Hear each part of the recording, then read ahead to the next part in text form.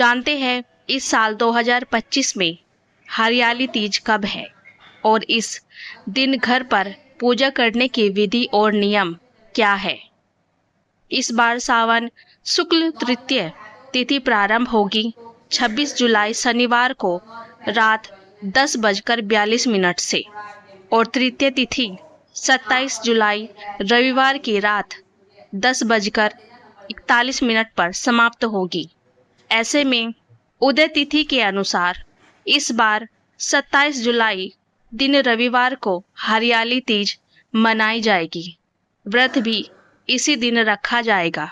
27 जुलाई रविवार को सूर्य उदय होगा सुबह 5:59 पर और सूर्यास्त 7:07 पर। ब्रह्म मुहूर्त सुबह 4:23 से 5:11 तक रहेगा। प्रातःकाल पूजा मुहूर्त सुबह 4:37 से 5:40 तक सूर्यकाल पूजा मुहूर्त रहेगा। शाम 7:15 से 8:18 तक रहेगा और राहु काल दोपहर 4:30 से शाम 6 बजे तक रहेगा। राहु काल के समय आप कोई भी नया या शुभ काम करने से बचें। व्रत खोलने का शुभ मुहूर्त 27 जुलाई रविवार को शाम 7:08 से रात 9:06 तक रहेगा। चंद्र अस्त का समय होगा रात 9:06 पर। इसलिए चंद्रमा अस्त होने से पहले आप हरियाली तीज की पूजा करके चंद्र दर्शन भी अवश्य कर ले। और हरियाली तीज का पारण जो भी महिलाएं या कन्याएं अगले दिन सुबह करती है तो उन्हें 28 जुलाई सोमवार को सूर्यास्त के बाद यानी सुबह 5:59 के बाद अपने व्रत का पारण करना होगा। ध्यान रखिएगा, सुबह 8 बजे तक आप अपने व्रत का पारण कर सकती है।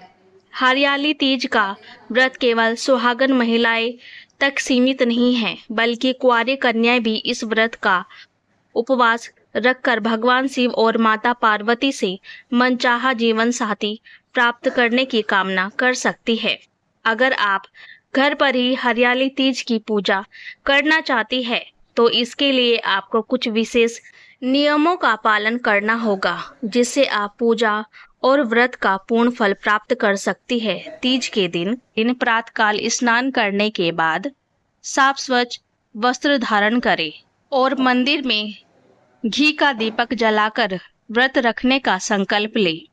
एक दिन पहले आपको मेहंदी आदि लगा लेनी चाहिए। अगर आप निर्जला व्रत रखना चाहती है तो निर्जला व्रत का संकल्प लेना है। यदि आप जल और फल ग्रहण करके इस व्रत को रख रही है तो उसी तरह का आपको संकल्प लेना चाहिए। सुहागन स्त्री इस दिन 16 श्रृंगार करती है और खास तौर पर हरे रंग की साड़ी और हरी चूड़ियां पहनती है, क्योंकि हरियाली तीज के दिन हरे रंग का अधिक से अधिक प्रयोग किया जाता है। कुंवारी कन्या भी हरे रंग की चूड़ियां और हरे रंग के वस्त्र आदि धारण कर सकती है। पूजा करने के लिए आपको एक चौकी पर साफ पीला या सफेद रंग का वस्त्र बिछाना चाहिए और पूजा करने के लिए आपको शुद्ध मिट्टी या फिर बालू से भगवान शिव और माता पार्वती की प्रतिमा बनानी होती है। अगर प्रतिमा बनाना संभव ना हो तो आप अपने घर में रखी हुई कोई भगवान की तस्वीर या फिर जो प्रतिमा आपके पास पहले से धातु की हो वह पूजा भी कर सकते हैं। अगर हो सके तो इस दिन आपको अलग से अस्थाई जो प्रतिमा होती है जो हम निर्माण करते हैं, जिनका विसर्जन हमें पहले दिन करना होता है, उस तरह की प्रतिमा अवश्य बना ले। मिट्टी बालू ना मिले तो गाय के गोबर से भी आप प्रतिमा बनाकर विधि विधान से उनका श्रृंगार करके पूजा कर सकते हैं। सबसे पहले भगवान शिव और देवी पार्वती का आह्वान करें।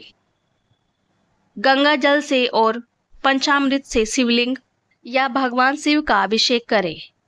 फिर शुद्ध जल से अभिषेक करें। माता पार्वती को रोली कुमकुम लगाने के बाद 16 श्रृंगार की सामग्री अर्पित करें। बेलपत्र, धतूरा, मौसमी फल, फूल, चंदन, अक्षत, नैवेद्य और सुपारी आदि से पूजन करें।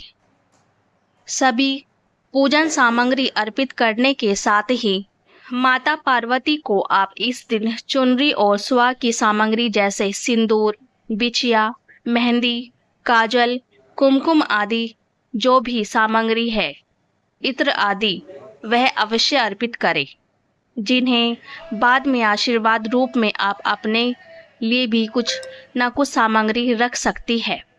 पूजा करने के साथ ही मंत्रों का जाप करें, कथा का श्रवण करें या खुद से कथा पढ़ ले। अंत में आरती करें। आरती करने के बाद फल या मिठाई का भोग आप भगवान शिव, माता पार्वती और भगवान श्री गणेश को लगाएं। दिन भर उपवास करें। शाम के समय, प्रदोष काल के समय एक बार फिर से पूजन करें। और क्योंकि इस व्रत में कुछ जगह पर रात के समय चंद्रमा की पूजा करके चंद्रमा को अर्घ देकर व्रत खोल लिया जाता है, सात्विक भोजन या फलहार कर लिया जाता है, तो वहीं अधिकतर महिलाएं इस व्रत को अगले दिन सुबह की पूजा करने के बाद खोलती है। तो जैसे भी आपका नियम हो, तो जैसे भी आपकी परंपरा हो, उसके अनुसार आप व्रत रखें। अगले दिन आपको जो भी आपने प्रतिमाएं बनाई है, उनका विसर्जन पहले करना होता है। विसर्जन करने से पहले विधि विधान से एक बार फिर से पूजा करें। माता पार्वती को सुहाग की सामग्री अर्पित करें। अपने लिए कुछ सामग्री आशीर्वाद रूप में रखें और फिर प्रतिमाएं का विसर्जन करने के बाद जो भी भोग आपने भगवान और माता पार्वती को आज फिर से लगाया है, उसी के प्रसाद रूप को ग्रहण करके व्रत खोलना चाहिए। आज के दिन काले रंग के वस्त्र को या काले रंग का कोई प्रयोग ना करें। इसके अलावा लाल और हरे रंग का प्रयोग करके आप इसी तरह की सुहाग की सामग्री, वस्त्र हो, ये सभी सामग्री आप निर्धन सुहागन महिला को दान में दे सकते हैं। दोस्तों, आपको ये वीडियो कैसी लगी? कृपया कमेंट करके जरूर बताएं। उम्मीद करती हूँ कि आपको यह वीडियो जरूर पसंद आई होगी। हर हर महादेव।